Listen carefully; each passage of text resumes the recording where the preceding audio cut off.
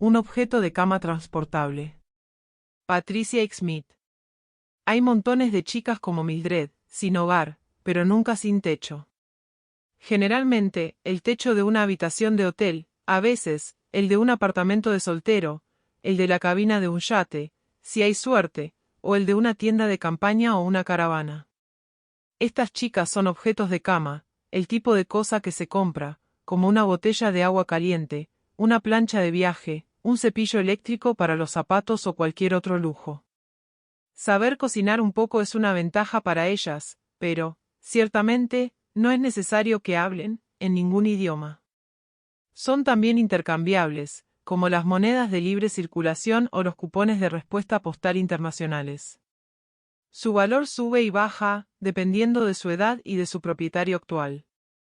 Mildred consideraba que no era una vida desagradable, y si la hubiesen entrevistado, habría contestado con toda sinceridad, es interesante. Mildred nunca se reía, y únicamente sonreía cuando pensaba que debía ser educada. Medía 1,67 m, era más bien rubia, bastante esbelta, y tenía una cara agradable e inexpresiva con grandes ojos azules siempre muy abiertos. Más que andar se escabullía, con los hombros encogidos y las caderas un poco hacia adelante, la forma de andar de las modelos, según había leído en algún sitio. Esto le daba un aire lánguido y pacífico, caminando parecía una sonámbula. En la cama era un poco más vivaz, y este dato pasaba de boca en boca o, entre hombres que no hablaban el mismo idioma, se transmitía por medio de gestos y sonrisitas. Mildred conocía su trabajo y hay que reconocer que se dedicaba al diligentemente. Estuvo dando tumbos en la escuela hasta los 14 años, cuando todo el mundo, incluidos sus padres, juzgaron que no tenía sentido que continuara. Se casaría pronto, pensaron sus padres. Pero Mildred se escapó de casa o, más bien, se la llevó un vendedor de coches cuando apenas tenía 15 años. Bajo la dirección del vendedor, escribió cartas tranquilizadoras a su casa, diciendo que trabajaba como camarera en una ciudad cercana y que vivía en un apartamento con otras 2 chicas. A los 18, Mildred ya había estado en Capri, México, París, y hasta en Japón, y varias veces en Brasil, donde los hombres la abandonaban generalmente, ya que a menudo iban huyendo de algo. Había sido el segundo premio, por así decirlo, de un presidente electo norteamericano la noche de su victoria. En Londres había sido prestada durante 2 días a un jeque árabe, el cual la recompensó con una copa de oro bastante rara, que ella perdió más tarde. No es que le gustara la copa, pero debía valer una fortuna, y con frecuencia lamentaba su pérdida.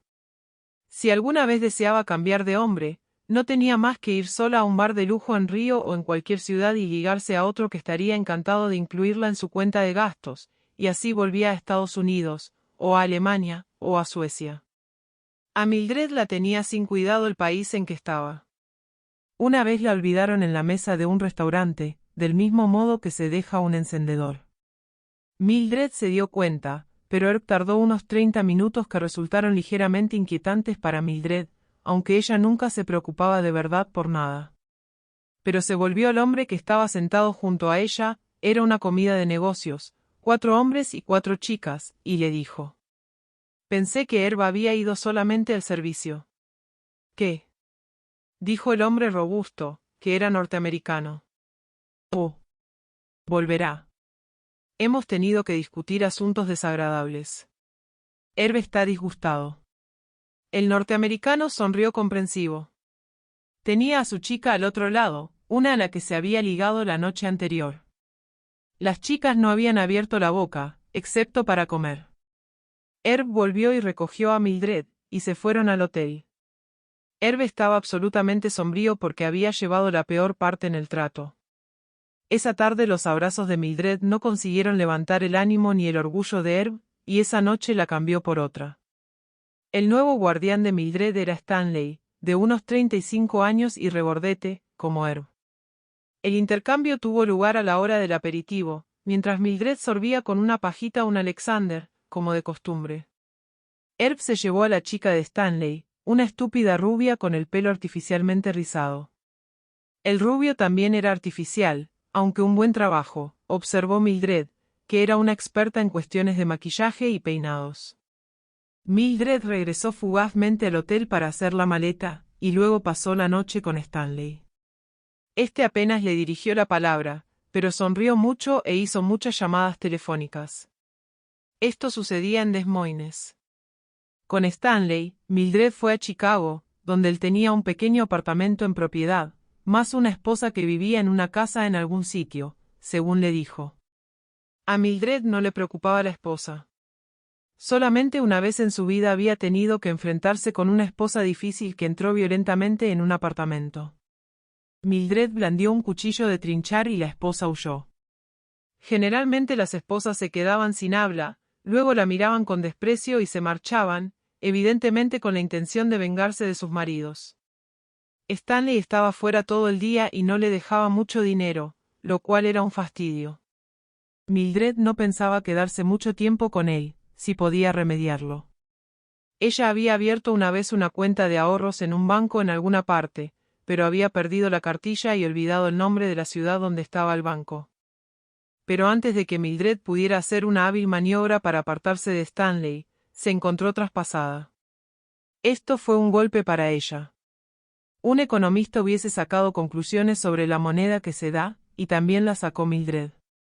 Comprendió que Stanley salió ganando un poco en el trato que hizo con el hombre llamado Louis, a quien le dio a Mildred, y sin embargo, solo tenía 23 años.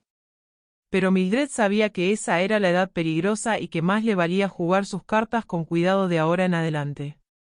18 era la edad cumbre, y ella la superaba en 5 años. ¿Y qué había conseguido en ese tiempo? Un brazalete de diamantes que los hombres miraban con codicia y que había tenido que desempeñar 2 veces con ayuda de algún nuevo hijo de puta. Un abrigo de bisón, la misma historia. Una maleta con un par de vestidos buenos. ¿Qué es lo que quería? Pues quería continuar con la misma vida pero con una sensación de mayor seguridad. ¿Qué haría si se encontrara realmente entre la espada y la pared? Si le dieran la patada, en vez de traspasarla, y tuviese que irse a un bar y aún así no pudiera conseguir más que un ligue de una noche. Bueno, tenía algunas direcciones de antiguos amigos y siempre podía escribirles y amenazarles con hablar de ellos en sus memorias, diciendo que un editor estaba interesado en ellas. Pero Mildred había hablado con chicas de 25 años o más que habían amenazado con escribir memorias si no les pasaban una pensión vitalicia, y solo sabía de una que lo hubiese logrado.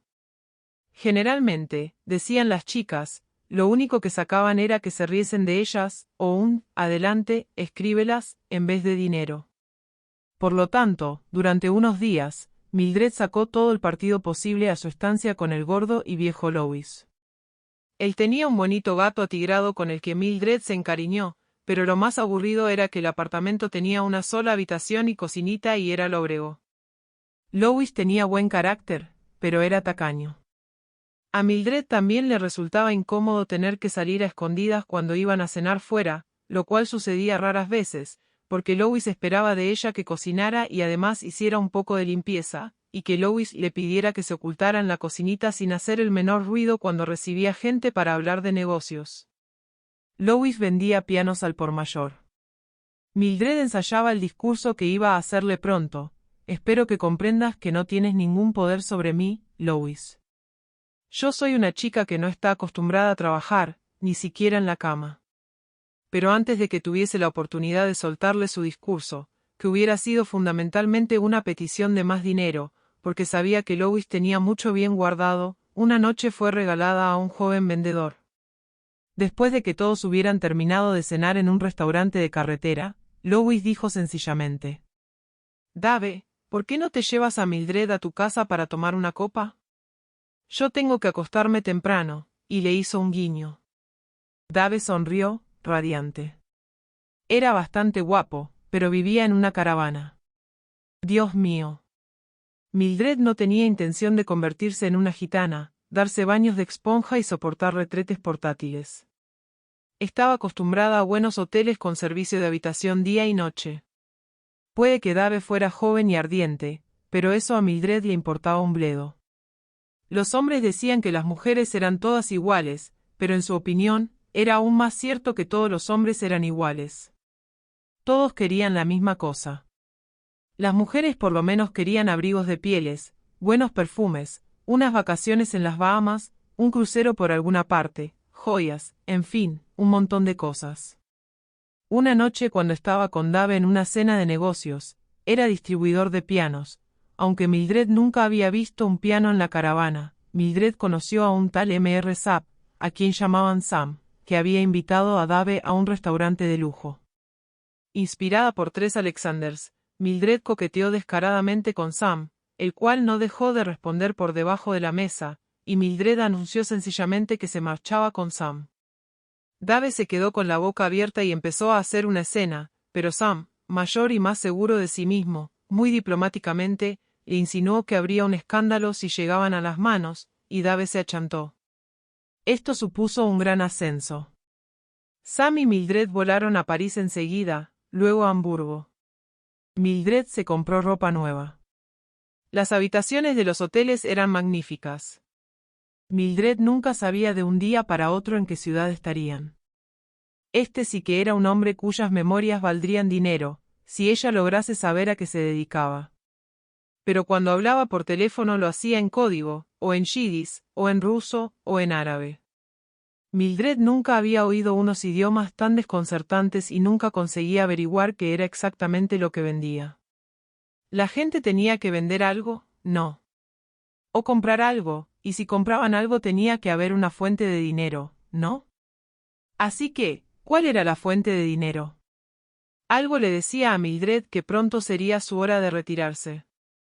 Sam Sapp parecía haber sido enviado por la providencia. Se puso a trabajarle, intentando ser útil. No me importaría sentar la cabeza, dijo. Yo no soy de los que se casan, respondió él con una sonrisa. No era eso lo que ella quería decir.